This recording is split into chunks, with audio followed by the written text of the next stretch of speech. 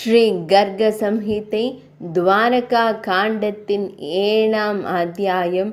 பகவான் ஸ்ரீ கிருஷ்ணரிடம் ருக்மி தோல்வி அடைந்ததும் துவாரகையில் தேவி ருக்மிணிக்கும் பகவான் ஸ்ரீ கிருஷ்ணருக்கும் திருமணம் நடந்தது. ஸ்ரீ நாரத மாமுனிவர் கூறுகிறார், தேவி ருக்மிணியின் கடத்தல் தனது நண்பர்கள் தோல்வியடைந்த செய்தியை கேள்விப்பட்ட பீஷ்மகரின் மகனான ருக்மி அனைத்து ஆட்சியாளர்களின் செவிகளிலும் இந்த வாக்குறுதியை அளித்தார். மன்னர்களே, போரில் பகவான் கிருஷ்ணரை கொன்று தேவி ருக்மிணியை தங்கை ருக்மிணியை திருப்பி அனுப்பாமல் நான் குந்தினபுரத்திற்குள் நுழைய மாட்டேன் என்ற வாக்குறுதியை உங்கள் முன் உண்மையாகவே அளிக்கிறேன்.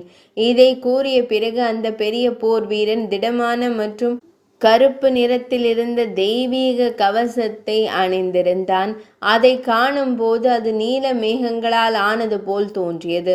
பின்னர் அவன் சிந்து இந்திய தலை கவசத்தை தன் தலையில் சூடிக்கொண்டான்.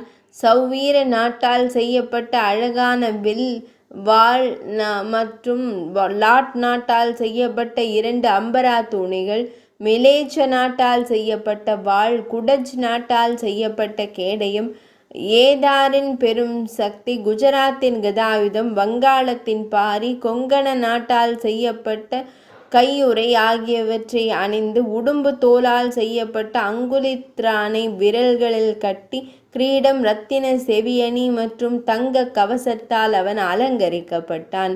ருக்மி போர் செய்ய முடிவு செய்தான். பின்னர் விளையாட்டுத்தனமான குதிரைகளில் இழுக்கும் தேரில் ஏறி 2 அக்ஷோகினி துருப்புக்களுடன் பகவான் ஸ்ரீ கிருஷ்ணரை பின்தொடர்ந்தான்.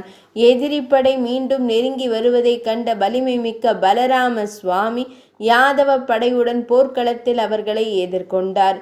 ருக்மி தனது வில்லை மீண்டும் மீண்டும் அசைத்து கடுமையான வார்த்தைகளை பேசி வலிமை மிக்க பகவான் கிருஷ்ணரை அணுகி, அசையாமல் நில், அசையாமல் நில். நீ உயிர் பிழைக்க விரும்பினால் என் சகோதரியை உடனடியாக விடுவிப்பாய்.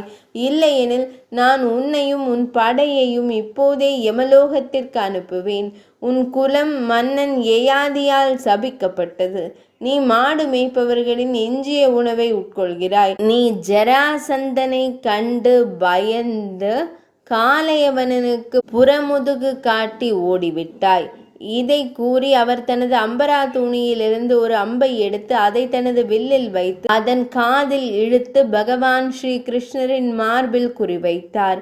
அம்பினால் தாக்கப்பட்ட பிறகும் பகவான் கருடாழ்வார் ஒரு பெண் பாம்பை துண்டித்தது போல ஒரே ஒரு அம்பினால் பகவான் ஸ்ரீ கிருஷ்ணர் தனது வில்லின் நாணலை அறுத்தார். தங்கத்தால் அலங்கரிக்கப்பட்ட மற்றொரு நாணலை ருக்மி விரைவாக தனது வில்லில் ஏற்றினார். 10 அம்புகளால் போர்க்களத்தில் பகவான் ஸ்ரீஹரியை காயப்படுத்தினார். பின்னர் ஒரே ஒரு அம்பினால் பகவான் ஸ்ரீ கிருஷ்ணர் ருக்மியின் வில்லையும் அதன் நாணலையும் ஒரு நொடியில் வெட்டினார். அறிவு 3 உலகங்களின் பிணைப்புகளை துண்டித்தது போல தனது தவறான அம்பினால் பகவான் ஸ்ரீ கிருஷ்ணர் அவரது வில்லை 2ஆக உடைத்தார். பின்னர் அவர் ருக்மியை 100 அம்புகளால் தாக்கி போரில் அவரை காயப்படுத்தினார்.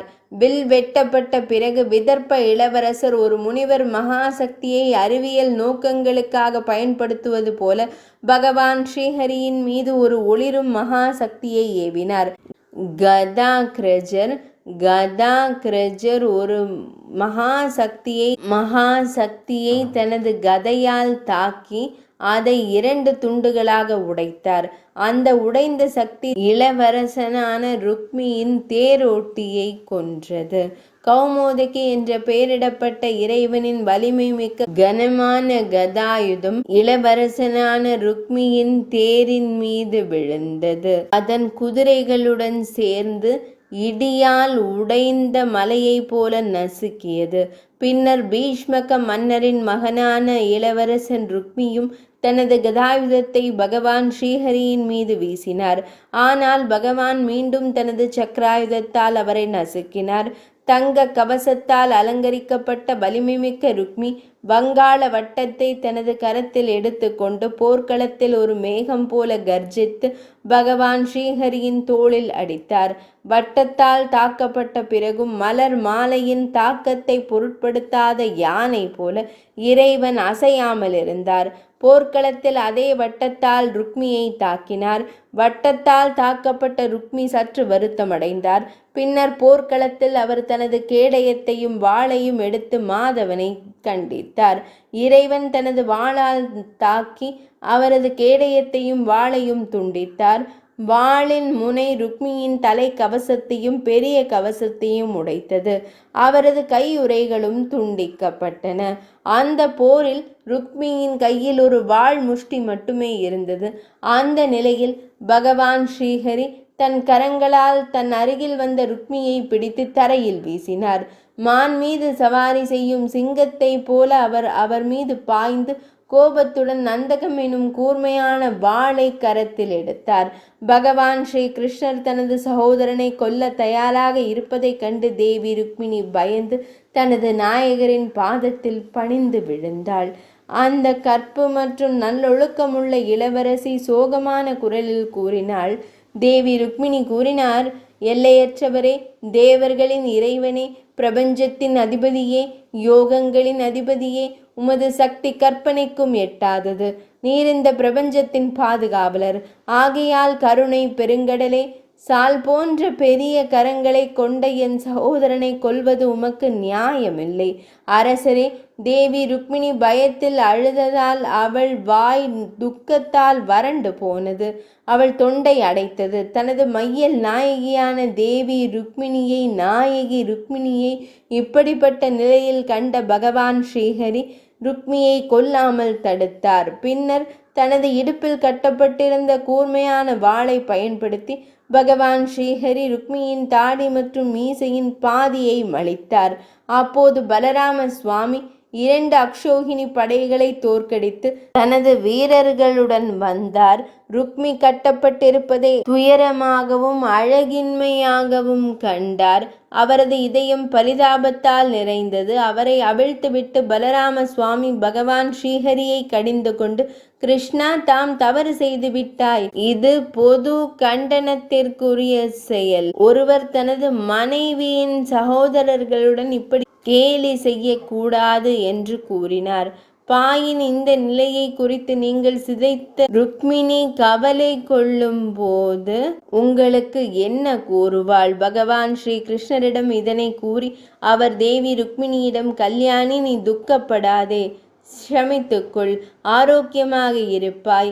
ஆரியகுமாரி, மகாமாதே, நீ துக்கத்தை முற்றிலுமாக விட்டுவிடு. உன் மனதில் சோகமாக அதை உணராதே. உனக்கு பிடித்தமானதோ அல்லது விரும்பத்தகாததோ எது கிடைத்தாலும் நான் அதனை கலகத்திற்காக செய்தேன் என்றார். அது உண்மை என்று நான் நம்புகிறேன். ஒரு மேகம் காற்றின் கட்டுப்பாட்டில் இருப்பது போல இந்த முழு உலகமும் காலத்தின் கட்டுப்பாட்டில் உள்ளது. அந்த காலத்தை கடவுள் மற்றும் பகவான் ஸ்ரீ மகாவிஷ்ணுவின் கணக்காளர்களின் அதிபதியாக கருதுங்கள். நான் மற்றும் எனது என்ற உணர்வுதான் உலகத்திற்கான அடிமைத்தனத்திற்கு காரணம். பற்றுதல் இல்லாத உணர்வு முக்தி. இதில் எந்த ஐயமும் இல்லை. மகிழ்ச்சியும் துக்கத்தையும் கொடுக்க வேறு யாரும் இல்லை. இவை அனைத்தும் மக்களின் சொந்த மாயை. எதிரி, நண்பன் மற்றும் அலட்சியம் என்ற கருத்து உலக மக்களால் அறியாமையால் உருவாக்கப்பட்டுள்ளது. இவ்வாறு பலராம சுவாமியின் வற்புறுத்தலின் பேரில் பீஷ்மகரின் மகனான இளவரசன் ருக்மி பகைமையை விட்டு வெளியேறினார். ருக்மிணி தேவியும் மகிழ்ச்சி அடைந்தார். பலராம சுவாமியும் பகவான் ஸ்ரீ கிருஷ்ணரும் உயிருடன் இருந்தபோது அவள் சிதைக்கப்பட்ட சம்பவத்தை நினைவில் கொண்டு, ருக்மியின் ஆசை வீணானது. அவள் தவத்தில் ஈடுபட முடிவு செய்தாள். ஆனால் முதலமைச்சர்கள் மறுத்ததால் அவர் தவம் செய்தார். இருப்பினும் அவர் அந்த யோசனையை கைவிட்டார். மீண்டும் குண்டினபுரத்தில் பாதம் பதிக்கவில்லை. ருக்மி தனது வசிப்பிடத்திற்காக போஜகதா என்ற சிறந்த நகரத்தை உருவாக்கினார். அரசரே, பலராம சுவாமி மற்றும் எது வீரர்களால் சூழப்பட்ட கோவிந்த பகவான் தேவி ருக்மிணியுடன் இணைந்து வெற்றி மேளத்தை முழங்க துவாரகைக்கு சென்றார்.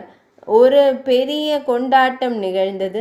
மார்கழி மாதத்தில் பகவான் ஸ்ரீஹரியே வேத சடங்குகளின்படி அழகான முகத்தை கொண்ட தேவி ருக்மிணியை திருமணம் செய்தார். ருக்மிணி பத்தி ஸ்ரீ ஹரிகாவின் திருமணம் நிறைவடைந்ததும் ஸ்ரீ ருக்மிணி தேவி தனது ருக்மி மந்திரை தங்க கட்டிடத்தை அலங்கரிக்க தொடங்கினார். அந்த நேரத்தில் புனித நகரமான துவாரகை நகரம் தேவேந்திரனின் அமராவதியைப் போல அலங்கரிக்கப்பட்டிருந்தது. பீஷ்மகரின் மகள் தேவி ருக்மிணியின் திருமணத்தின் இந்த அற்புதமான கதையை பக்தியுடன் கேட்கும் வாசிக்கும் ஒரு பக்தர் இந்த உலகில் ஐஸ்வர்யத்தை பெறுவார். மேலும் அவரது உடல் இறந்த பிறகு அவர் முக்தியை அடைவார். இது ஸ்ரீ கர்க சம்ஹிதையின் துவாரகா காண்டத்தின் உள்ள நாரத முனிவர் பகுலாஸ்வ மன்னர் சம்வாதம் என்று அழைக்கப்படும் உரையாடலில் உருவான ஸ்ரீ ருக்மிணி திருமணம் என்ற தலைப்பு கொண்ட 7ஆம் அத்தியாயம் இனிதே நிறைவடைந்தது.